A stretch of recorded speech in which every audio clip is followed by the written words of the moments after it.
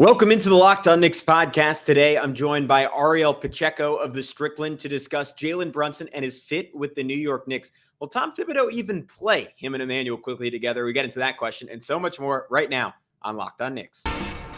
You are Locked On Knicks, your daily New York Knicks podcast, part of the Locked On Podcast Network, your team every day.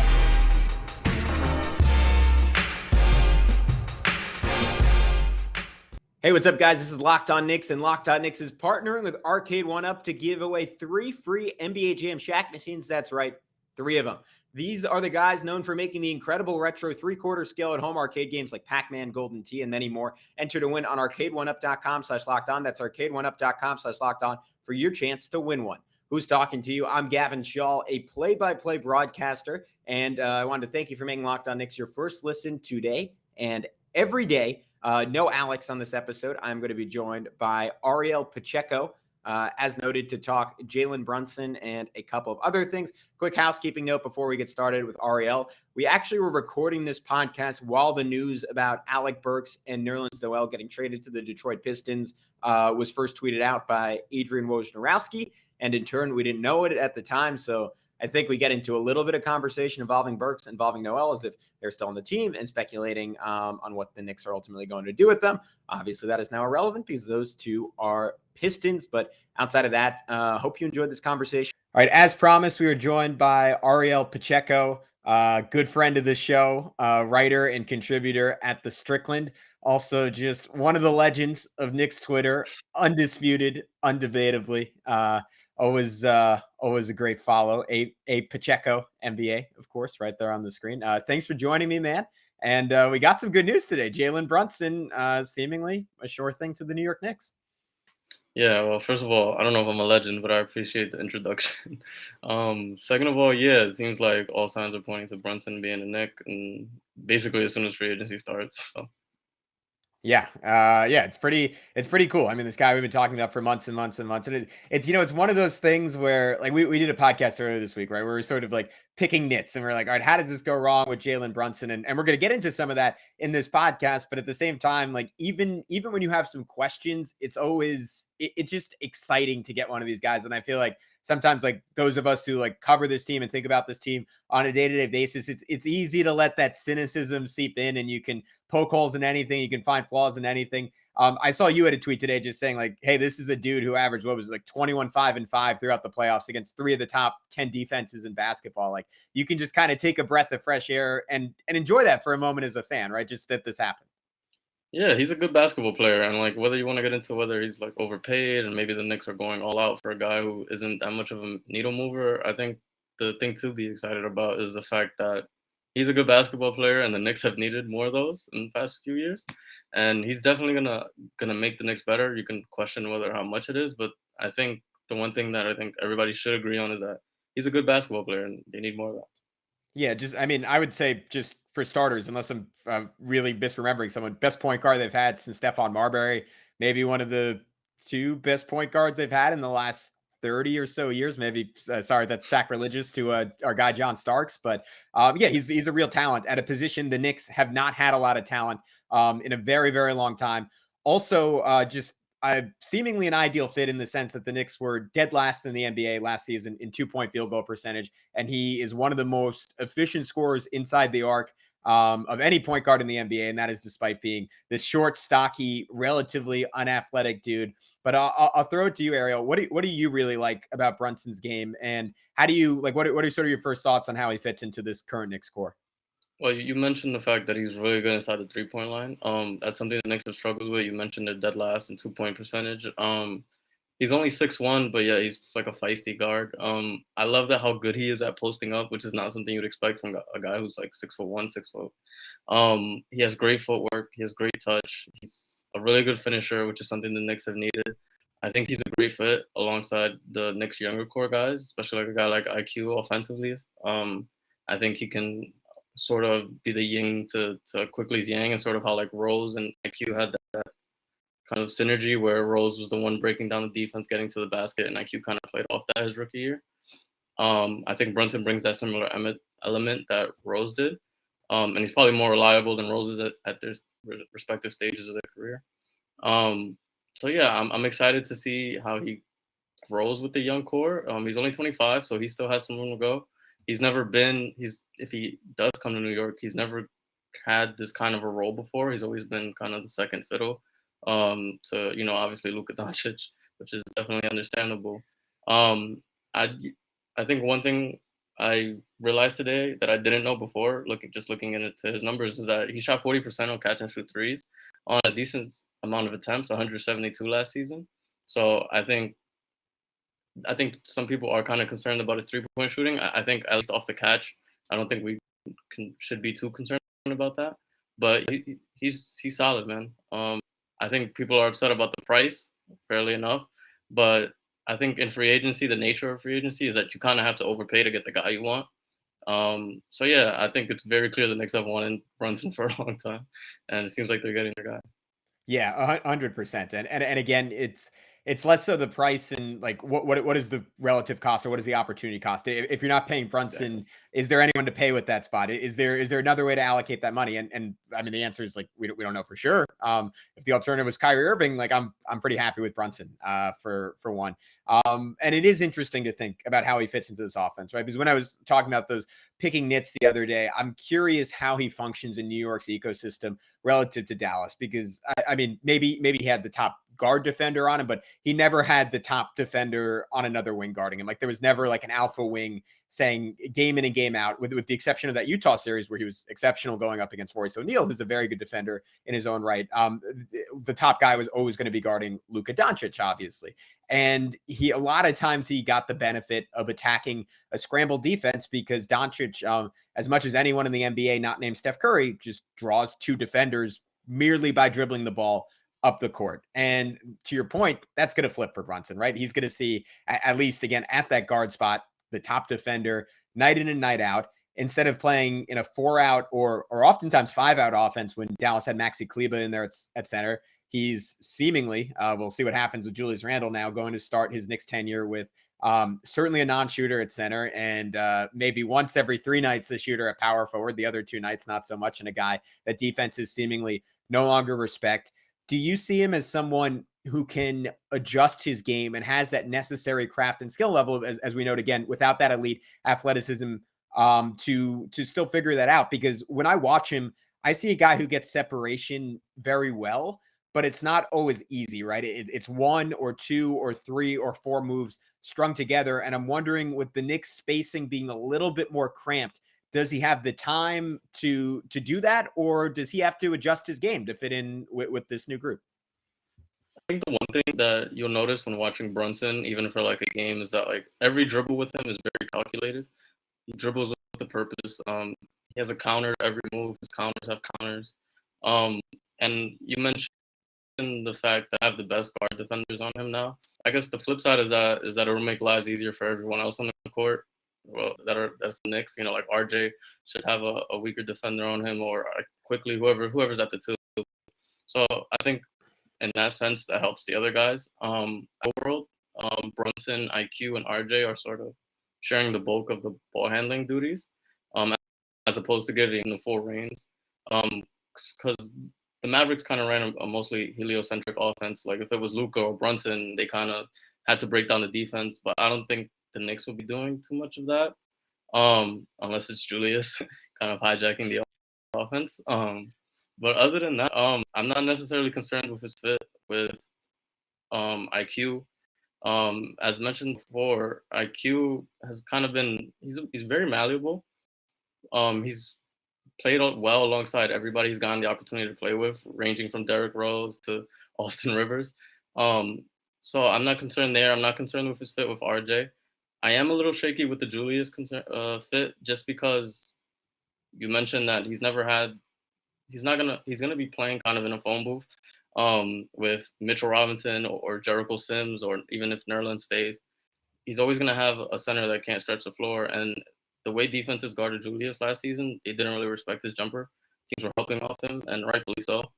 So that's a little bit of a concern. And even if you buy the shooting from Obi Toppin at the end of last season, still hasn't really shown too much of that. But I do think those two will be fun together, just because of like the dribble handoff possibilities between those two. So overall, like the only kind of shakiness I have is kind of more so towards Julius.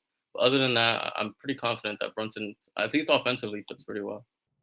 All right, guys, I want to get into Ariel's confidence and thoughts on this front office. But first, I got to help you guys maybe win the gaming experience of your life. And there's only one place that can do that. And there's only one place I can start off this ad read. Boom shakalaka. We have big news. The one and only NBA Jam is back. Arcade One Up, the leader in at-home retro games, is not only bringing the best game ever back, but they made it bigger than ever before with, wait for it, a Shaq Edition machine. People are obsessed with NBA Jam, and I'm thrilled to tell our listeners that they can once again play hoops with the NBA legends in this arcade classic. Jump clear across the court and set the ball on fire in one of the first sports games ever to feature real and digitized NBA licensed teams.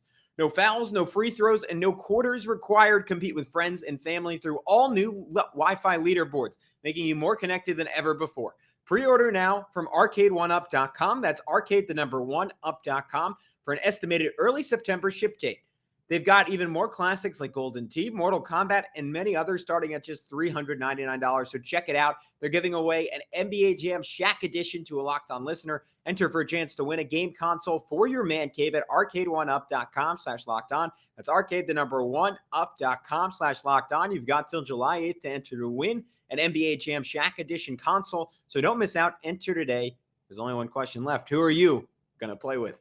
Yeah, I think on the other end of the floor is where it gets, if not dicey, at least interesting, because I wonder what Tibbs's willingness will be to play Quickley and Brunson together down the stretches of games. And I say wonder, and it's almost, I don't know if you could tell. I feel like I'm being hopeful when I say wonder, because in my mind, I'm like, oh, he's just not going to do it, right? Because everything we've gotten from Tibbs is he wants size and physicality out there to the point that he was playing Elfrid Payton, obviously, like a full season starting at point guard, and he wants some switchability there. And that's how we got Alec Burks at point guard down the stretch of last season. And now you're getting even smaller, like much less like having one small guy out there. Like, does he have the stomach to have two small guys out there? And granted, like Immanuel Quickley, ridiculous wingspan.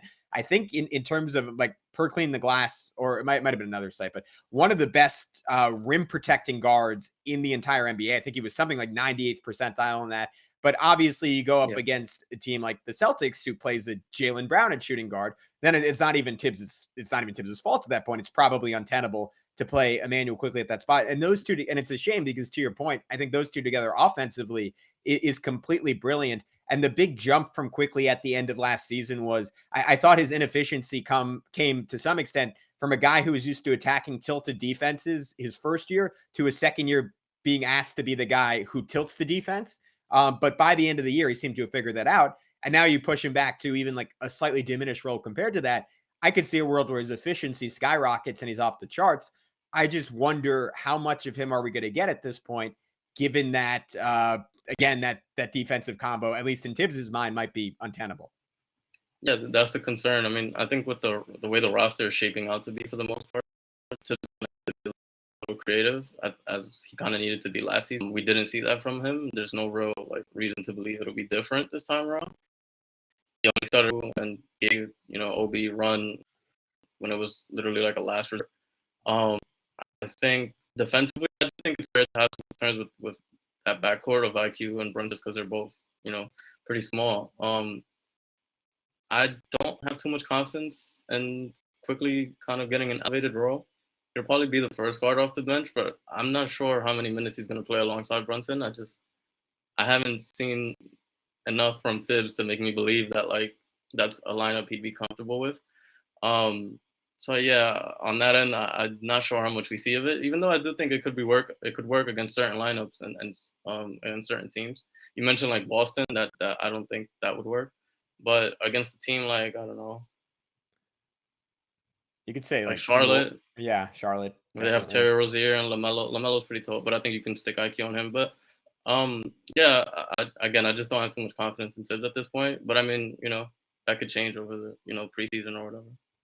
Yeah, it's going to be interesting to see. Like, I'm just so curious what the follow-up moves are from this, because we've seen those reports pop up. Like, I think Ian Begley said something along these lines, like, "Oh, well, this isn't the Knicks' only move. Like, watch what other moves are going to make." And obviously, just from a cap clearance perspective, there's going to be a number of things they have to do. Like, I wouldn't be surprised if they trade Cam Reddish for a return that is less than the first round pick that they dealt for him. Obviously, like Nerlens Noel rumored to go to the Clippers. Alec Burks, I think, is someone who still has positive value, and maybe they'll deal for a second round pick or something. I'm just kind of curious when you look at like that group and this Knicks roster, is there anyone that you're kind of saying like, oh man, I hope they find a way to keep him because I like the way he fits with Brunson, or I just like the way he fits with the team in general? For me, I still want more of a look at Cam Reddish before giving up on him, because I know the efficiency numbers were mostly really, really bad. He took one like inexplicably terrible three every time he got in. I think over his first 8 games, he was shooting something like 21% from the floor, 19% from three, which obviously isn't ideal. But I did see a lot of effort from him, and the 2 games he played before he got hurt were his best. And now I've heard, I think our guy Jonathan Macri mentioned today, like he thought it was a foregone conclusion that Reddish could be on the way out. I like the idea of having like a ultra big wing like that who has pretty good defensive instincts, especially if you're going to be playing those lineups like with Quickley and Brunson together. I think you just have to compensate for it with a lot of size and aggressiveness and long arms at the other spots. And to me, Reddish seems like a pretty clean fit in that equation. But is he that guy for you, or is there anyone else you're saying like that you hope they find a way to hold on to in all this? He is that guy for me, actually. The one thing that he did in New York that stood out to me, especially with Nerlens out for like most of the year, was the Knicks didn't really have a guy that created turnovers in any sense of the way. Noel was really good at that when he was healthy 2 seasons ago with the Knicks. And what Reddish did do, he was like 90th percentile or higher. I forgot the exact number, but he was pretty up there when it came to like steal percentage. And every time he was on the floor, you see him jump a passing lane or get a strip just with his arm. He has good defensive instincts. And I think playing in like Tibbs' system would have, been good for him. I wish we got to see more of it. So I would be a little disappointed if they traded him without really giving him a fair shot to like really show his worth. But I kind of do understand that if they really think Brunson is their guy and he elevates them. Again, it also depends on the return. What are they getting back for him? They did give up a first, even though it was protected. It still is a first. Still has value. So I guess that's the question mark. I think the big thing with these contracts that they're trying to get off with Burks, Noel, and Kemba that they've already gotten off of, I think they kind of want to reallocate the money they gave to those 3 guys and put it into Brunson's contract. I think they feel more confident doing that, and after last season, it's justifiably so. I think they're admitting kind of that they probably didn't make the right decisions last summer. Again, offhand, I don't think the Burks contract was ever bad. I still think he can get positive value, like you said, maybe a second, maybe 2. The deal I didn't like immediately was the Nerlens one. I kind of thought that was fool's gold.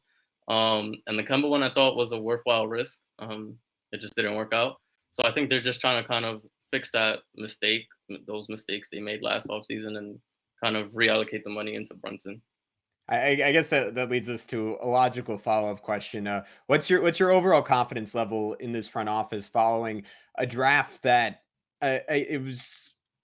I mean, I don't know. It didn't leave me feeling very good. I know you can look at it more soberly a few days after, and that was something I was trying to do, right? Because on draft night, like you spend weeks and weeks talking about prospects. I know you, Ariel, you're probably diving into film on guys. Like with us, like we're having all these guests on. Like you get yourself excited about specific dudes. You don't pick someone. It's human nature to hate that in the moment. Like a couple days to almost a week later, I can say like, all right, it just sort of depends on what they do with the ammunition they acquired. But overall, I can't help but feeling that this team, I think directionless is the wrong word, right? Because they've kind of made their intent clear this whole time. They're trying to tread that middle ground of we want to be a competitive team now, we want to be solid, and then we want to have enough to when that star becomes available, trade for that guy. I mean, similar to what the Houston Rockets did with James Harden. You could look at team after team after team. The Toronto Raptors obviously were a lot further along than the New York Knicks when they traded for Kawhi Leonard, but there's a pathway of that type of basketball, like eventually culminating in either a championship or championship contention. But to me, I mean, and I think the Reddish trade was sort of the perfect example of like this clear disconnect in the vision, where he's a guy when you're trading for, you're saying, oh, we're taking a bet on him both as an asset and someone who could potentially be part of this young core going forward. But then immediately he was someone that wasn't played. And when he isn't played, it's not even just that he's not part of the young core. He's no longer an asset, or at the very least, he's a depreciating asset at that point. So I think I love the scouting department. I love the way they drafted when they have made picks. but I'm concerned about the overall direction and whether there is a coherent vision. And to me, I'd love to hear your thoughts on this. What they do with Julius Randle and whether or not they're able to get off him before the start of the season will be somewhat of a bellwether for me of if they quote unquote get it, at least in terms of the direction I think this team should be going, which is really investing in their youth, particularly after the signing of someone like Brunson, who I think can unlock a lot of the young talent they have and make all those guys' lives a lot easier on the court. All right, guys, we're going to be back with Ariel one final time to talk Trevor Keels. Ariel deep dived on the rookie out of Duke and why he might hold more promise than you might think. But first, feeling your best starts with what you eat. Sakara helps you live a healthy, balanced lifestyle and truly enjoy it with delicious, plant-rich, transformational nutrition that builds a foundation for living in your best body. Sakara is a wellness company anchored in food as medicine on a mission to nourish your body through the power of plants. Sakara gives you the tools you need to transform your life with their organic, ready-to-eat meal delivery program and functional wellness essentials. Their nutritionally designed, chef-crafted breakfasts, lunches, and dinners are made with powerful plant-rich ingredients, helping boost your energy, supporting your digestion, curb your sugar cravings, and get your skin glowing. Plus, it's all delivered right to your door, ready to eat. Sakara's functional plant-rich wellness essentials help you create a body you love living in. From their best-selling Metabolism Super Powder to the Foundation, their daily supplement packs. Sakara's products are designed to support your wellness goals anytime, anywhere. And right now, Sakara is offering our listeners 20% off their first order when they go to sakara.com/lockedon20 or enter lockedon20 at checkout. That's Sakara, SAKARA.com/lockedon20 to get 20% off your first order. Sakara.com/lockedon20. Yeah, I agree with most of what you just said. I think most of it will come down to how do they get off of these guys that the vets they have on the team, including Julius. Julius is a big one. I saw a report today, something that they were kind of looking into trades for Julius, so we'll see how that goes. But other than Julius, I do think getting off of Burks is key. Getting off of Noel, getting off Kemba. I think they need to free up playing time for Grimes, for Reddish if he is on the team, for Immanuel Quickley as well. I think all those guys need to be Obi Toppin. I think all those guys need to be playing a decent amount of minutes. I think that's their pathway forward. I think those draft picks they acquired, it was a little confusing on draft day, but once we were able to sort it all out, it makes sense. They got 3, which is it's really hard to do. It's hard to get 3 draft seconds, which I can see why people are upset with that. But the currency of second round picks, they kind of are used in the NBA to kind of fix mistakes. So overall, my confidence in the front office is I'm kind of on the fence. I don't think they've ever really made a decision where I was like, yeah, I don't understand that. But I do think they've kind of been aggressive in kind of weird spots, like giving Noel the 10 mil per 3-year deal, 10 mil per, and then also going after Reddish when Tibbs obviously was not on board with that. So I mean, I'm a little iffy on it. I kind of need to see how the rest of this free agency plays out and see what the roster looks like. But to me, if they just get off of the veterans and free up playing time for the young guys, I'll pretty much be satisfied. Yeah, I think that's a good point where it feels like every individual move is defensible in a vacuum, but then when you look at sort of like if each move is a brushstroke, you look at the full painting, you can kind of question it a little bit. But anyways, I thought we'd finish up on a little bit of an optimistic note because the Knicks did draft one player last Thursday night. It was Trevor Keels out of Duke. And he was someone I watched that Kentucky game early in the season where he was obviously incredible and got to just see Duke a lot there at the NCAA tournament. I broadcast one of his games back in high school. So longtime fan of his. I really like the pick. But Ariel, you put together a great thread. I went through all of it and I was like, wow, maybe I should be even more enthusiastic about this guy. He feels like another one of those players who could sneakily by the end of this year being maybe the back end of the rotation if there are a couple of injuries and be a contributor, or at least down the road someone who looks like they'll stick in the NBA, which is always a real accomplishment with the second round pick. Yeah, exactly. We should start by mentioning he's only 18 until August, I think. Yeah. Which is good. You want younger guys that they have more room to develop. So he's still really young, still has a lot of developing to do. But there is also a lot to like about the player that he is right now. He can kind of initiate offense and more of a secondary role, of course. He already has an NBA body. He's strong. He probably is going to come into the NBA ready to defend from day one. The one question mark I guess some people have with him is his finishing and getting to the rim. He doesn't really have burst, but he is really strong. So if he can become kind of like a strength finisher, like RJ's kind of done, maybe that can work for him. He struggled to shoot in his 1 year at Duke, but he was known as a very good shooter in high school. So there's some reason for optimism there. And a lot of the draft people I've followed and read their stuff and trust their analysis have said that if he was to have returned another year, he probably would have been a first round pick. So I mean, they kind of got out ahead early on him. He's probably gonna spend most of the year in Westchester developing, which he should. And I think we'll probably see more of him in his second season, third season, than we will right now. But it's a good little kind of stash and develop him in G League for a year and see what happens. Yeah, I look at like what a team like the Grizzlies do, where they take DeAnthony Melton, who had flashed a little bit of promise when he was on the Suns, and then turn him into I would say a bona fide NBA starter, like a guy who really doesn't take anything off the table. But then they've developed like such a depth and such a faith in their ability to draft that they could trade him to the Sixers when they said, "Hey, this is going to get expensive because we've drafted 10 guys who could theoretically start for lesser teams in the NBA." And then they take a Jake LaRavia, and they're essentially coming out and saying, well, this dude's going to be cheaper, and we could turn him not nearly the same type of player, but into a DeAnthony Melton level impact. And when you take someone like Trevor Keels, what it screams to me is like, if we have to deal a Quentin Grimes in a star trade either this year or 2 years down the line, we could turn Trevor Keels into another Quentin Grimes. Again, not exactly the same type of player. There's some distinct differences there, but I sort of and it's not even like an organizational ethos. Obviously, every team tries to draft good players, but I've gotten to the point with this Knicks front office, for as much as I can question certain moves, anyone they pick, I'm immediately thinking this has some validity. This guy's going to stick in the NBA. So in that sense, I'm optimistic. And I think that's as good of a note as any to wrap this podcast up on. But Ariel, before I let you go, can you remind everyone one final time where they can find all your work and anything you have coming out in the near future? Just follow me on Twitter at Pacheco NBA. Anything I do will pop up on there, and I'll tweet it out. So just follow me on Twitter. All right, cool. It's again flat out one of the best follows.